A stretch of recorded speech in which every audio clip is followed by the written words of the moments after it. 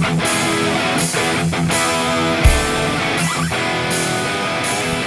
right, what's up, everybody? Welcome to KBN Live. We appreciate you guys being patient with us as we got this thing going tonight.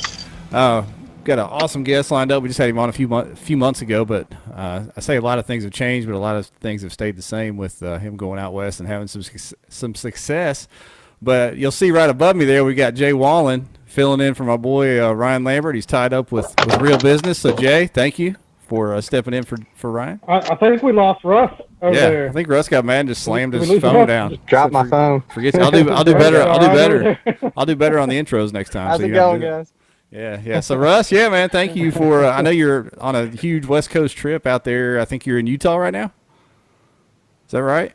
Just about. I'm right on the border of like Nevada and Utah. I'm in Ely, Nevada. Okay. Right now, making my way to Fish Lake, Utah, to do a little camping with my mom, my stepdad for a few days. All right. Well, before I head out to Dartnell. Yeah. Well, I appreciate you taking the time to stop on the road and talk with us for a little bit about what you've been up to. So thank you.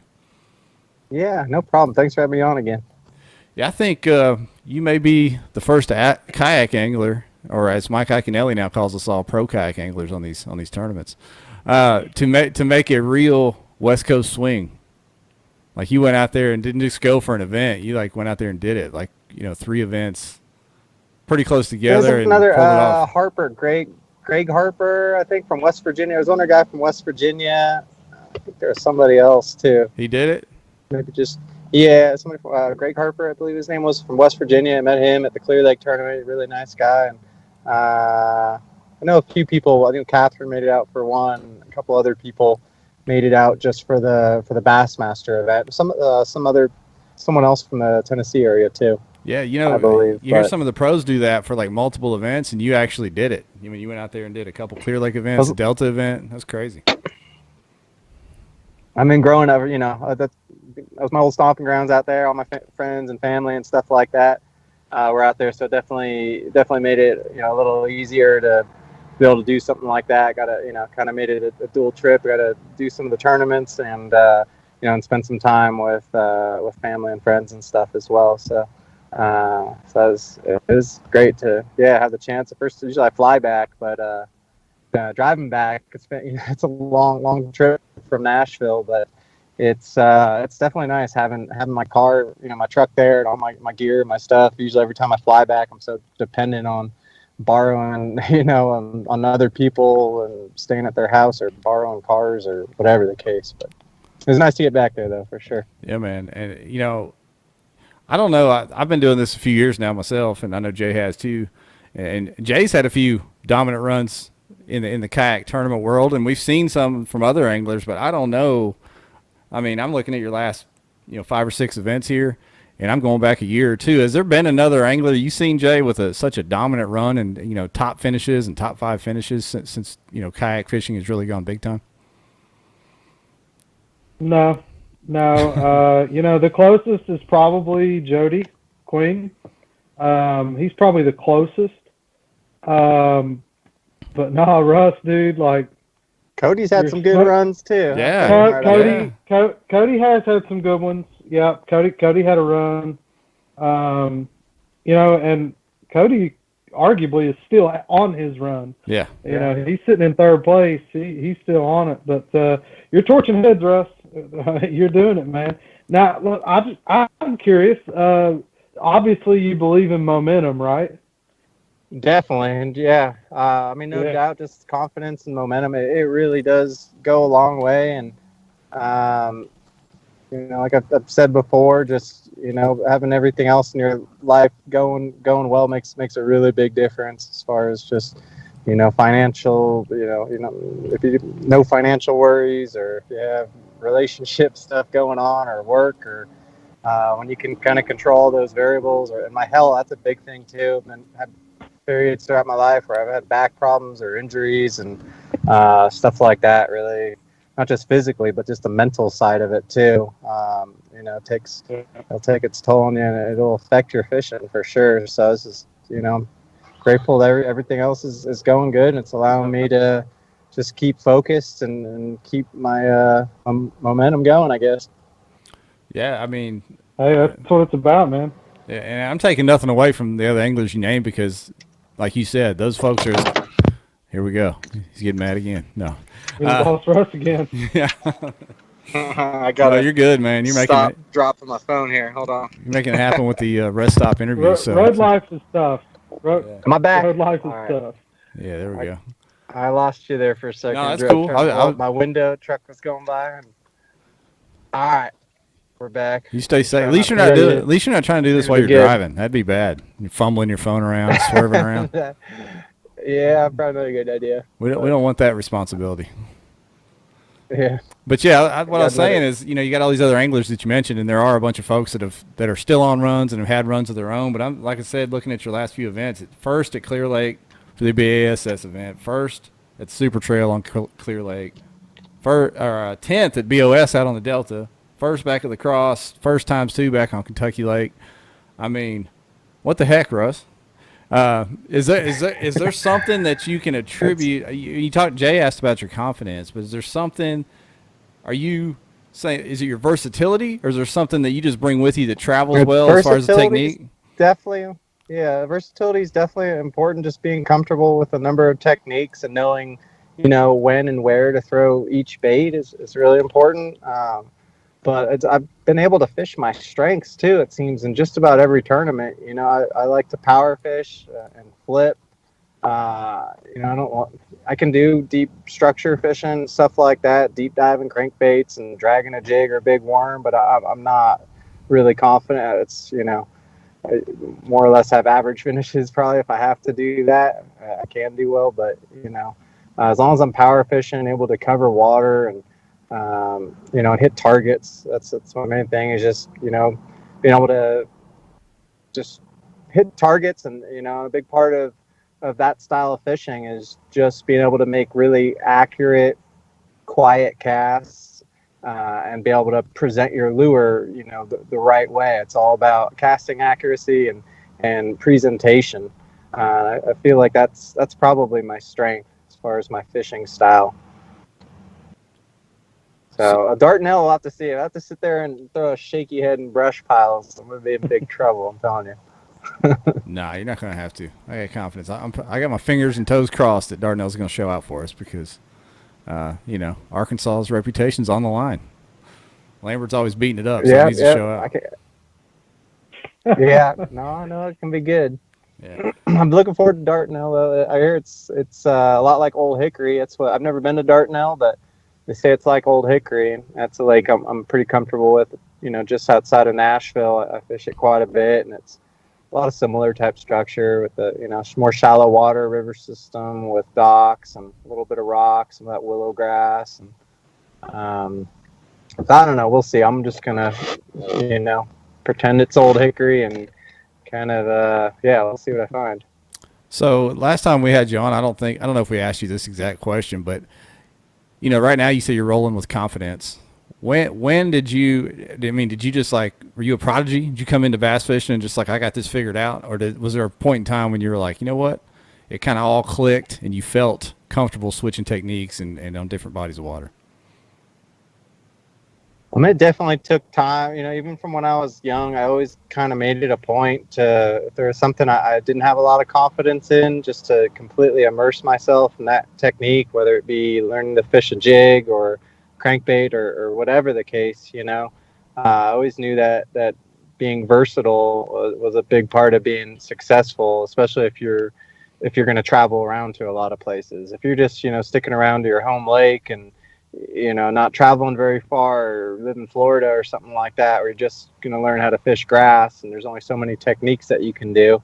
It's one thing. Luckily, the place I grew up in California, it's a place where a lot of the fishermen there are very versatile because there's so many different types of water to fish between, the natural clear reservoirs where there's, spotted bass fishing primarily like Shasta and Oroville. And then you have a natural lake like Clear Lake, which has a lot of vegetation and some rock. Clear Lake, you could do a little bit of everything, really.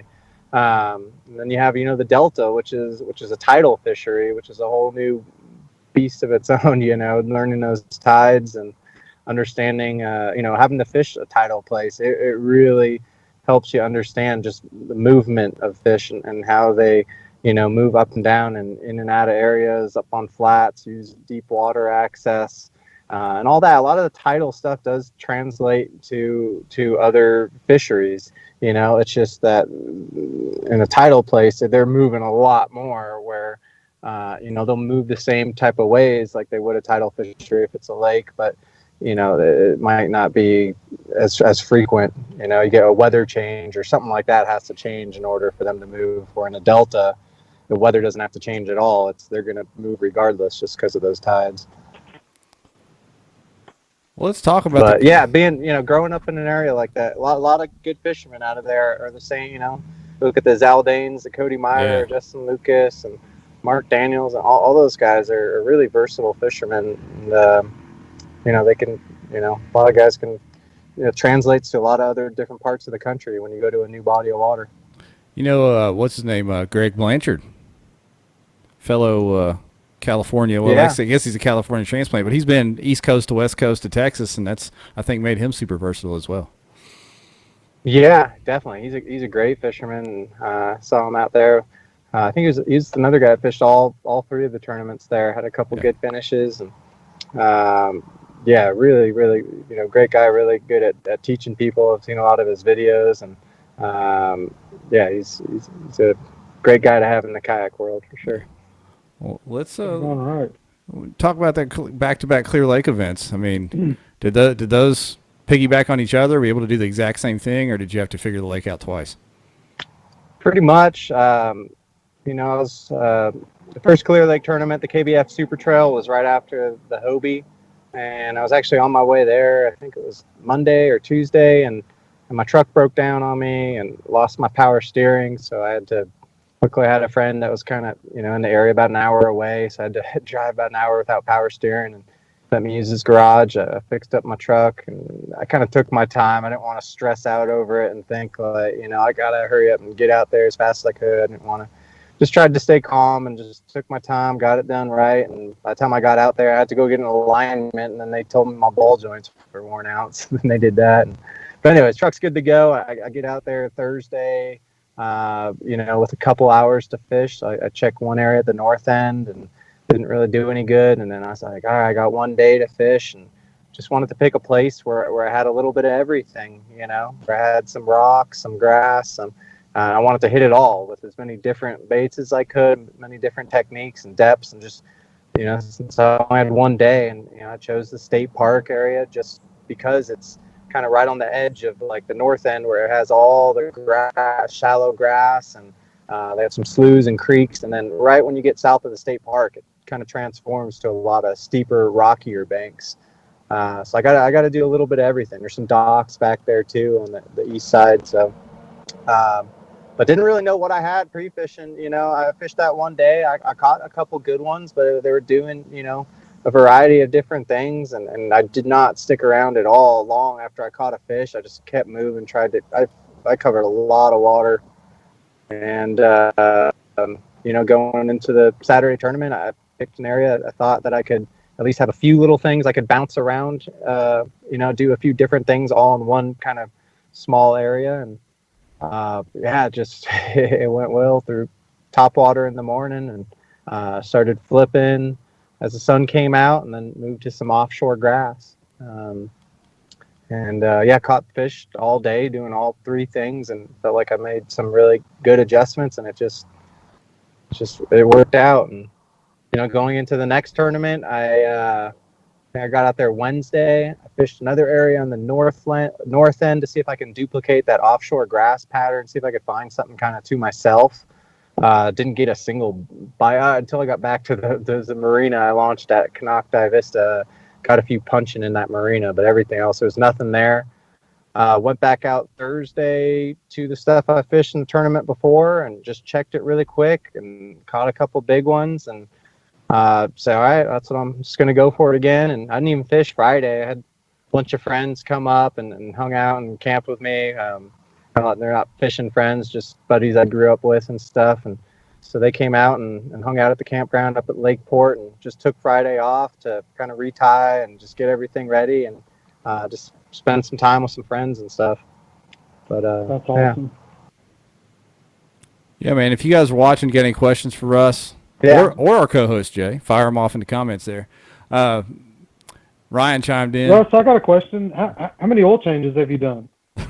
I did one just so far. I was at my dad's house. We did one. Yeah, I go about 5,000-6,000 miles. I don't know how many miles I put on since I left. It was about 4th of July weekend, right after 4th of July weekend. Most of the nights I've been sleeping in my truck. We got a couple Airbnbs and stayed with some. Oh,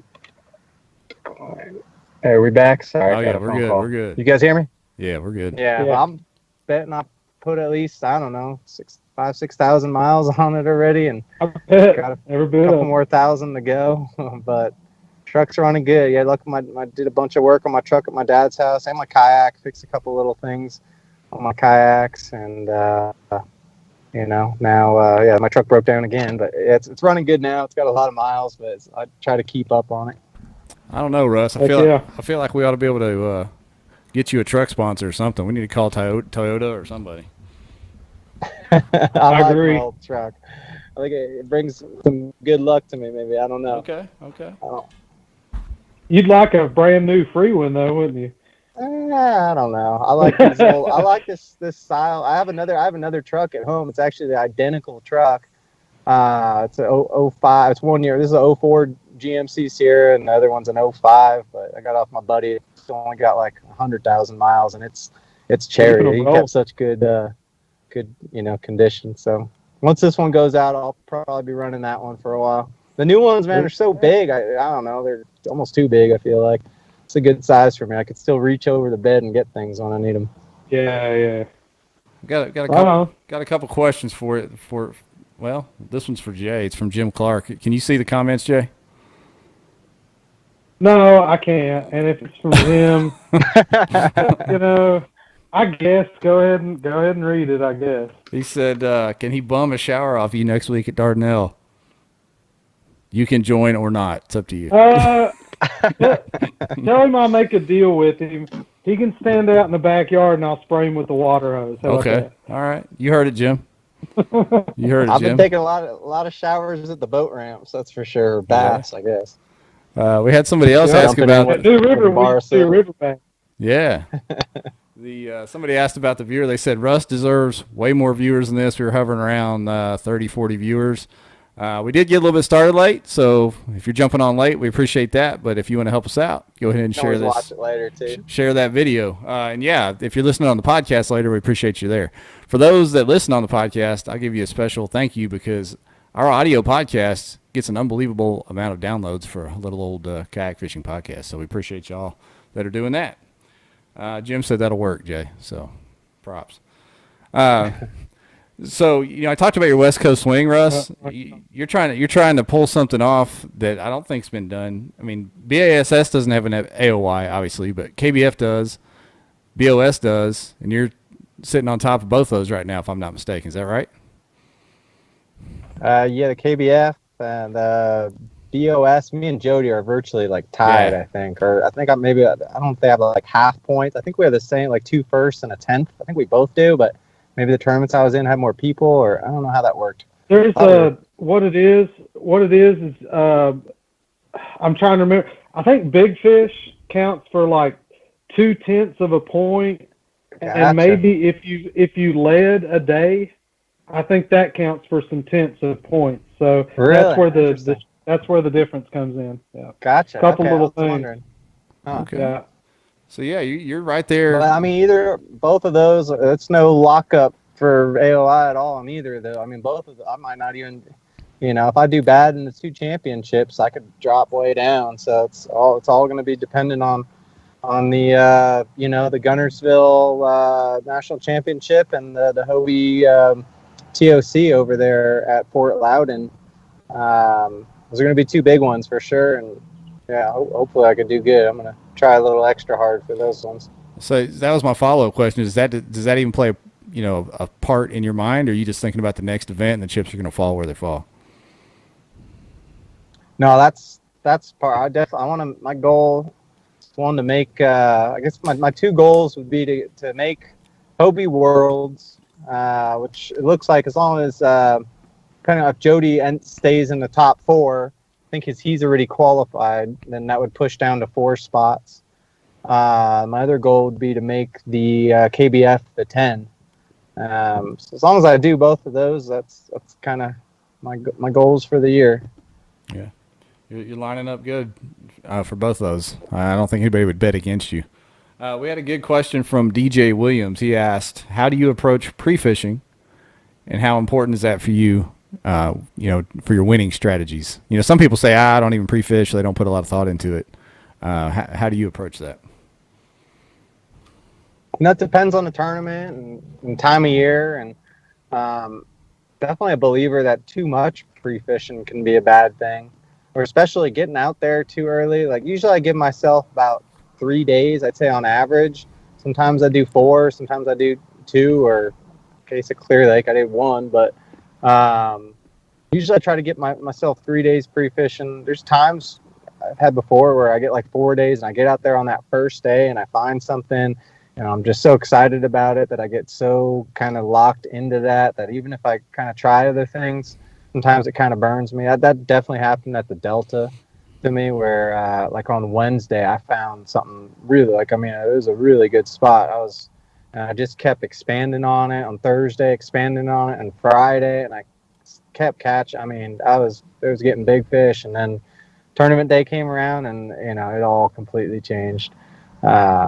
So it all depends, but usually when I'm pre-fishing, I want to try to cover as much water as I can, and if I do find, best case scenario is you kind of figure, best case scenario is you really have a tough pre-fish the first couple days, but you kind of learned what not to fish or eliminated some water, and then on that last day before the tournament, you finally hit something where a light switch kind of goes off, and you're like, all right, I got something figured out here. And then you go into the tournament and expand on that, and it's usually that's what if you can.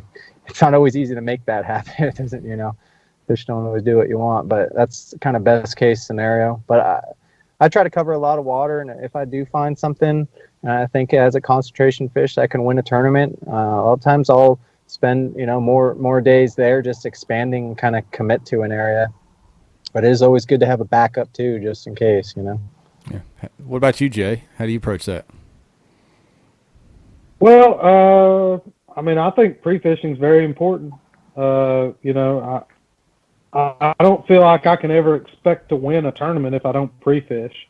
Like Russ said, some of the most important things is not necessarily finding the hot spot or finding the spot, but it's getting rid of some water too.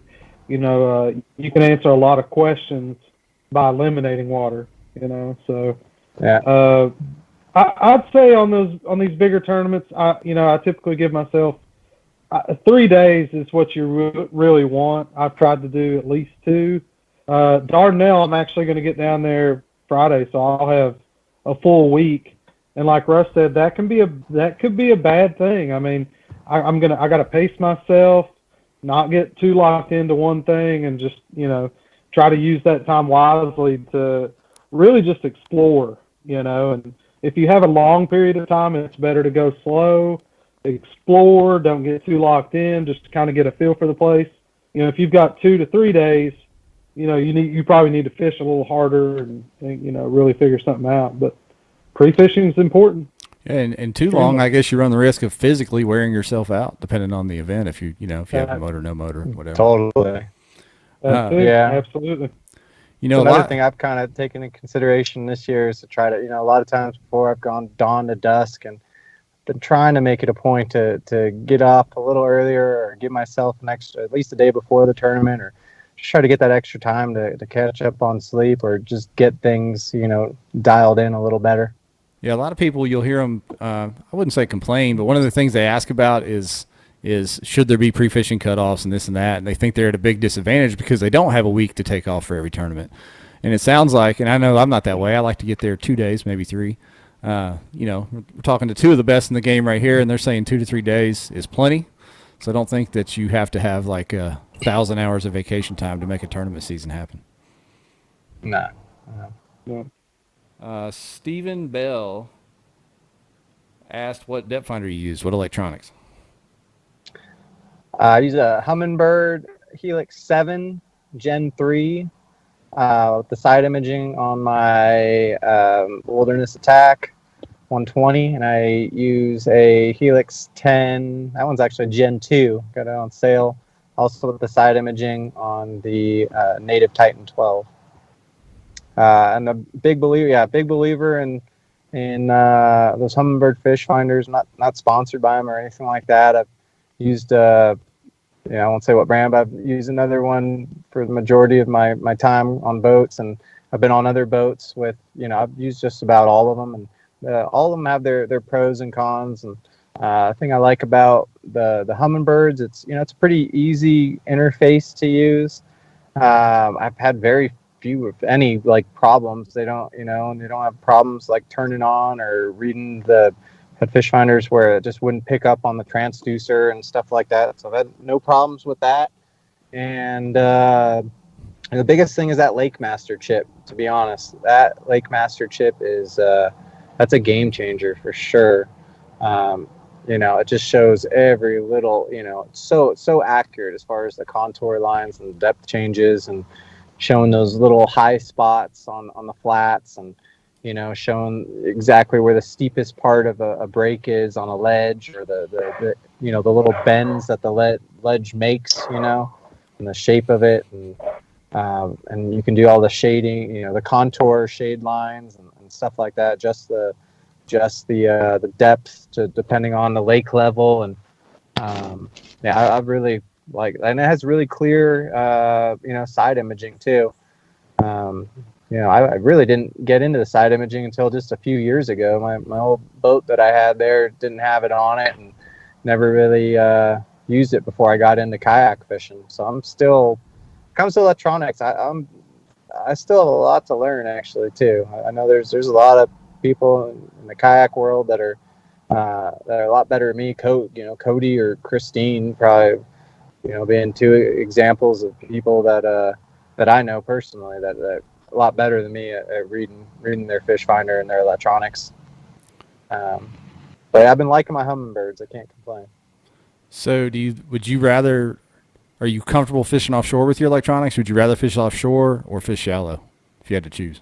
I'd rather fish shallow anytime, but I could fish. I mean, I fish offshore, and I know how to, if I'm using my side imaging and I see a rock pile or a log or lay down over to the side, I've got pretty good at scrolling over and being able to use that. I think that's a really important tool for using on side imaging is, have clear enough side imaging. I know the so with Humminbird anyway, there's the regular original side imaging, then there was Mega imaging, and then the Mega Plus.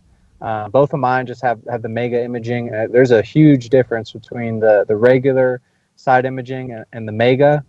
There's a little bit of a difference between the Mega and the Mega Plus, but the Mega is good enough to get a good, accurate idea of what you're seeing off to the sides. Being able to tell if it's a little brush pile or lay down or rock, and utilizing that and paying attention to that and marking those things off to the side that you're not really going over, and then scrolling over, putting a waypoint, and then motoring back over it so you could see exactly what's down there on the down scan or with your traditional sonar is something that I do a lot. And even in shallow water, you'd be surprised. I'll be in creeks and stuff, and shallow backwaters, where it's only less than 10 feet deep, less than 6 feet deep sometimes, and I'll see a piece of structure or a piece of wood that's not exposed on the surface that you wouldn't be able to see without the side imaging. And a lot of times that piece of wood, especially if it's in like a pressured area, it'll get overlooked by a lot of people. Because there's other pieces of wood maybe that stick up that you can see, and those are the ones that are always getting hit. And the big fish know, hey, this one here, people are kind of leaving alone, and a lot of times that's the one you want to find. Duke Tran chimed in and said Humminbirds just got sold out everywhere, and Dusty seconds your side imaging accolades. I guess I run a Humminbird. Jay, you run a Humminbird too, don't you? Yeah, I've got a Humminbird Solix Gen 2. Got the Mega Plus. The only difference between the Mega and the Mega Plus is the Mega Plus, I think, is able to extend out to 200 feet. Gotcha. So it can actually extend a little further out. But the actual megahertz that it's running on is the same as the mega. Oh, okay. I think it hits 1300. I think is the max on the chirp megahertz. Gotcha. Yeah, I noticed on my Yeah. 7 I have like 2 settings, and then my Helix 10 it has 3 settings, like one at like 700, 400, 700, and like 1200. I don't know. Right. Yeah. Like I said, I'm not an expert when it comes to electronics, but getting better. I know one thing. I run the Navionics card, but because Russ said so, I'm going to get in the Lake Master tomorrow. Lake Master's awesome. The shading is incredible. It's insane.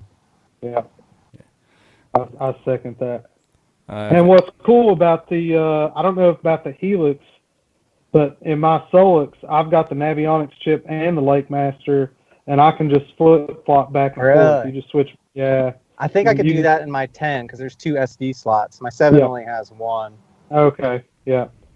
But if you've got 2 slots, you can literally switch back and forth between Lake Master and Navionics. And I tell you, Kentucky Lake, if you look at the Lake Master versus Navionics, it looks like 2 completely different lakes. It's crazy. Yeah.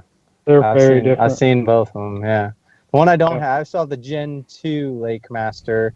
I think the Gen 3s, if I'm correct, they have the satellite overlay on them too. Yep, they Cody do. was showing me. I don't have that, but that looks like a really cool feature. There's times where that really would have paid off, and instead, I'm having to look on my phone at all the satellite imagery. And I tell you, a lot of people don't know this, but you don't have to have a Humminbird unit to get the Lake Master maps. They actually have an app that you can download on your phone. It's per lake, though, right? Yes, you do. You do have to pay for the map, but you pay per lake. It's better than nothing. I mean, if you got a big tournament somewhere and you don't have a Humminbird unit or Lake Master chip, you can download the map for that lake on your phone and at least see it. Yeah, be able to look buddy at Adam he was doing that all the time. He's got a whole list of them on there. I almost did that for the Clear Lake tournament. I was kind of panicking because I didn't have any of my old waypoints. I had so many waypoints for Clear Lake when I used to fish there, but they're on a fish finder. My screen broke. And I couldn't get. I don't know if I spent some time and tried to figure it out. Maybe I could have, but I didn't have the waypoints. So I ordered a Lake Master chip for the Western United States, and it was supposed to. I ordered it like 3 weeks before. Got it shipped to my dad's house, and I was kind of like wondering. I'm like, man, it was a couple days before I was leaving for the tournament. This thing should have been here by now.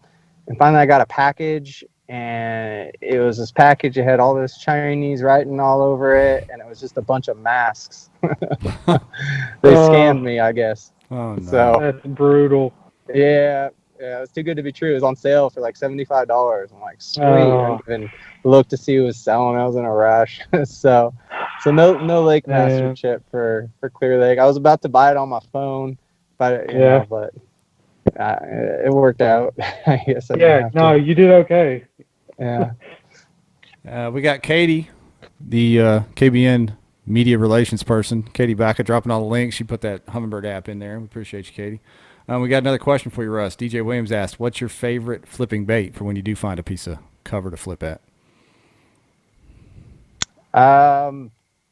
Favorite flipping bait. I use so many different ones. Even in a tournament, like unless there's one that they're really dialed into. Like I've had tournaments where I've put on 4 or 5 different flipping baits and just kind of rotate. And sometimes all of them work, to be honest. And sometimes I'll find one that works better. But I flip mostly traditional stuff. I'll flip a lot of beavers. I'll flip like Rage Craws, the sweet beavers, the original one, and then the spicy beaver. It's a kind of newer one. It's been out a couple years. I've really been liking that one a lot.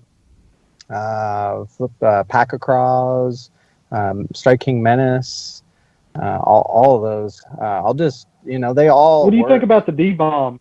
Yeah, D-bomb. That's another one. Shoot, that I like it a lot. Actually, I fished them before, but when I was at the Delta, I was doing a lot of punching some really heavy, thick mats, and I had just a couple D-bombs, and I put one on, and to be honest, they're good too because they stay on the hook a little bit better and don't get torn up quite as easy as a beaver does. They're pretty hard and they slide through good, and they don't lose appendages. They're good flipping bait, especially mostly for. I mean, they work for everything. A jig trailer, they work just like everything else. But I really do like those for really heavy punching when it's like ounce and a half and up. Those D-bombs come through good. So you flipping if you prefer a Texas rig or throwing a jig, flipping it cover. Texas rig mostly. I'll flip a jig too. More times than not, I make my own punch skirts, and then I'll just like a little bead, and I'll use that in front. I'll put a bobber stop, a tungsten weight, a punch skirt, and then switch to the owner jungle hooks. I was using the Trocar and using a few other ones, but Cody turned me on to those jungle hooks. I've heard a lot of people say good things about them, and I'm pretty sold on those ones at this point. I think they're my favorite right now. But yeah, as far as using a skirt or not, sometimes I'll punch or flip without a skirt, with just a Texas rig bait, and a lot of that I think is dictated by the water clarity. Is if the water's stained to dirty, I'll put a skirt, and if it's really clear, sometimes I think that skirt actually is a little too much, and they prefer just having just the soft plastic bait there, Texas rig, rather than having that extra flash or flare of the skirt. Katie's dropping the links to everything you just said in the comments, so everybody can go look at that stuff for themselves if they want. We need to get you like an affiliate link before she gets doing that. Right. Yeah. All right. Any more questions out there for Rush or Jay? We still got about 40 people hanging around on the live stream, so we appreciate y'all. I'll ask you this: if you had to take one bait with you to a tournament, is it going to be that Texas rig or jig? I mean, is that what you're going to do if you only had to do one thing? Swim jig? Swim jig, yeah. Okay. Just because you could fish it, you don't have to swim it. You can fish it on. Even with swim jig, you still fish it on the bottom. You could flip it. You can swim it. You could skip it under docks. You can do just about every type of cover and everything with it. Probably a half black and blue, half green pumpkin. I've been liking that color, kind of a mixture of the two. I keep it pretty simple. My jigs too, I'll use dirty water. I use black and blue.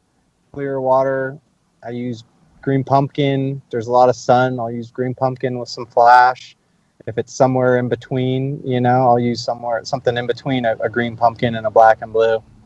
I keep it pretty simple as far as all that goes. And I'll switch colors throughout the day. I'll start out with a dark color early on, and as the bright sun comes out, I'll switch colors totally depending on the watercolor and time of day and the light conditions. So even if I find something pre-fishing that color is just working great, like I don't really give it much, pay much attention to it unless it's the exact same time of day and water conditions and color and all that. But otherwise, I kind of mix it up as the day goes on. Russ, I know this is kayak fishing, but have you ever given it any thought to getting in a glitter rocket? I've fished out of one before for quite some time. Well, I mean, like tournaments, though, like doing some big tournaments. Probably not. Just the headaches and everything that comes along with a boat. I've been there. I'm trying to get rid of my boat. I tried to sell it right before I left for my trip. I didn't try too hard, though. I was hoping I'd just throw it up there on eBay and somebody would take it off my hands, but it's never that easy. You wouldn't fish any opens or anything? I thought about fishing some Bassmaster opens and stuff, but it's a big commitment. And those guys play for keeps. It can drain your bank. I've been there and I've had some success, doing some of the opens. Even the Bassmaster opens were out on the West Coast. I had a couple of those, and some of the other West Coast kind of had their own pro-am circuit, like One Bass and Angler's Choice, and had some success in that. And there's also been times where I've hit big slumps, where I go 10, 15 tournaments without a check, and I've seen $20,000 disappear like that, So, and that's just no fun when you're, and then you're having to try to fish just to get a check or it's just not fun when you get in that situation. I've been there, and not to say I wouldn't ever get in a bass boat and fish a tournament again, but I'd have to have enough money to the point where money didn't really matter anymore. I'm a ways away from making some money in these kayak tournaments, but I'm still a long ways away from that. There's something to be said there's something to be said for the ROI in kayak tournaments. The expenses aren't quite the same. I mean, the travel expenses are travel expenses. Absolutely. But just the gap. I mean, it's over double the expenses jumping in a boat compared to a kayak, I'd say, at least. And then on top of that, the entry fees can be a lot more too. So we've got a question from Dusty. His Facebook handle's Dusty Yacker. I know his real name's Dustin Mergula. I don't know if I pronounced that right, but he asked. Just butchered that. Butchered the heck out of it. But he was in BOS lacrosse with you. He said he fished in the same area with you, and you guys talked. I guess you were basically almost doing the same thing. Don't tell anybody where that is, Dusty. so he's asking. His question is, but since you were basically both kind of doing this, similar technique, was it the presentation that was key? Because he said he barely, he struggled to get 5 bites, and you were down there smashing them. Or is it just like maybe the figure it out for yourself? And I was fishing outside weed lines, and I was just, I think, really efficient at knowing where they're going to be positioned, maybe. And a lot of it could just be having the right weight. I mean, more so than the color. When you're flipping, more important than the color or the bait actually is the rate of fall. I'm a big believer that getting that dialed in can make all the difference between, you could be pitching a 3/8 ounce bait and it's not getting through the weeds good enough, and only a couple times it is, and then you switch to a 1/2 ounce and it and then all of a sudden you're getting a lot more bites because it's getting through those weeds, or the opposite. You could be throwing a 1 ounce and something where you could be throwing something lighter, and that super fast fall isn't what they're looking for. They're looking for something just falling really slow. So biggest thing when flipping, I think more so than the color or the type of bait is the weight and the size. Getting the size, the bait. Something compact or something bigger. Those are two things that are really important when you're flipping. But it's all about just having a good idea of where the fish are positioning and where they're all, usually when you're flipping, they're trying to ambush stuff. So just recognizing those ambush points and knowing where and when to fish it. He said he was flipping. He put his whole setup out there. He said the thing he was missing was a punch skirt. That could have been the key, I guess. I don't know. Could have been. We'll never know. I like that punch skirt. Hey, and you're talking about rate of fall. I don't know if you saw, we had Barry Davis on here last show talking about him winning BASS lacrosse after you were going I didn't California. See the show yet. So he talked about he talked about having to go to a super lightweight for that rate of fall. Mm-hmm. He was throwing like a 16th ounce head, shaky head deal to get him to bite, as opposed to that fast rate of fall. So it's funny how things change within a week or two, right? Yeah. It's it can change day to day or hour to hour for that matter. But having that right, it'll change. That rate of fall will change. You could be using a 1/2 ounce with a little Zoom Ultra Vibe speed crawl, and it's it'll fall really fast maybe, and then you can go to something like that big spicy beaver, and it's going to completely change that rate of fall. So somebody says they're flipping a 1/2 ounce creature bait, they're flipping a little crawl that's going to fall really fast. That's going to be a whole lot different than putting big bulky creature bait. It's going to fall to different speeds. So you might in order to compensate and get that right rate of fall, you might have to bump up to a 5/8 or 3/4 with that bigger bait. Yeah, I remember talking to Matt Ramey, Lake Fork, last year when he won in June on Lake Fork, and that was his deal. He was flipping super heavy, like 2 ounce weights, and he only had a couple of them. And that was to be able to get through those mats and for that bait to fall right. And that's how he was catching them. He had people all around him, and they weren't catching them, and that was his deal.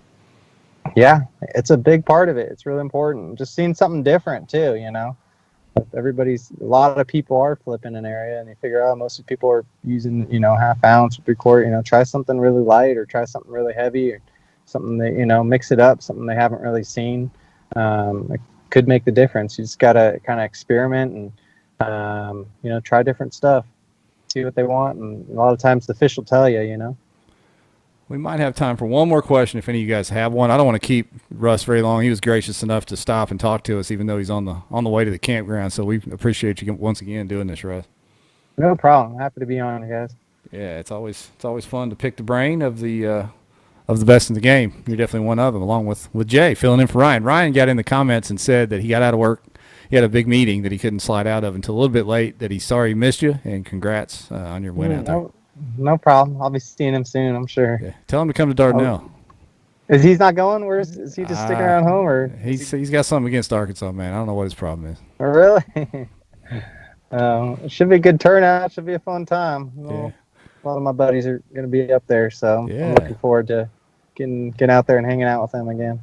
Yeah, Arkansas is, we never had a big national event here outside of a few little, like regional trail events. Really? So our biggest event's our biggest event ever is 97 anglers. So we got to bust that. They have like Table Rock, KBF, a little bit. Yeah, that's Missouri. We count that as Missouri, even though it. Oh, it is Missouri. Shoot, that's right. It kind of dips its toe, yeah. But even they haven't had their turnout was I think 70 people. We want to have like 100+ big giant turnout for this. I think they're going to get it. Oh, I do too. I think they're going to get it. Yeah. I do too. We've got to, because I want people to come back. I don't want to have to keep driving to events next year. Yeah. Jim talking again. Me and Jay getting wild on the Dardanelle. I don't know about that, Jim. Jay's coming. He's all business. He's trying to get in that TOC. I'm all about that business this time. Right. It's a business trip. Fun. Susquehanna was fun and games. This is more games than fun. But Dardanelle, man, I need to.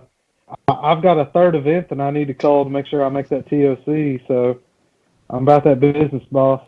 Yeah, that's what I'm saying. I'm all in for this one. I only have one event under my belt. I can't make the Coosa, so all my chips are in the table for Dardanelle. I hope I can pull it off somehow. No doubt. Katie mentioned in the comments, don't forget about Jackson's charity tournament, which is also running that same weekend. And he's already got 100-something people signed up for that. Yep. That kid does some amazing things, raising money for charity. So he's unbelievable. Yeah, somebody like his age to be doing what he's doing it's incredible. Oh, he's great kid. Really is. Great family. If you can, even if you can't fish, sign up. Throw your money into I'm the signed entry up already. I'm already signed up. Yeah, I almost forgot, but Ryan reminded me, so I'm in now.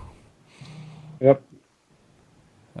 Looks like Siddiqui said you and me both, Jay. I'm assuming that means all business for Dardanelle. That means Siddiqui's coming. Yeah. Should be. I think he's staying with us. I think. Okay. At first, I heard he wasn't going to make it. And now he's going. So yeah, I think he's staying at my house. Okay. Y'all staying in Russellville, Russ, or outside of town, or where are you staying? Yeah, just to the west of Russellville, I think. I don't know. Just to the west, kind of in that area. Yeah, I don't know. I got you. There's not a lot of major metropolitan areas around there. Kind of centralized. That's cool. Looks like a good place. That's cool. Hopefully we get to see a bunch of people there. I'm going to try to put together maybe a little KBN gathering at the state park right there on the lake, outdoors, where people feel safe. If people want, because I know that's one thing people miss at the weigh-ins and the captain's meetings is we're not really hanging out at all. So maybe throw together a little outdoor, bring your own cheeseburger, sit around and visit for a little bit outside on Friday night. We need that. Yeah. So we'll try to get that going. Cool. But yeah, thanks again, Russ, for taking the time, and Jay.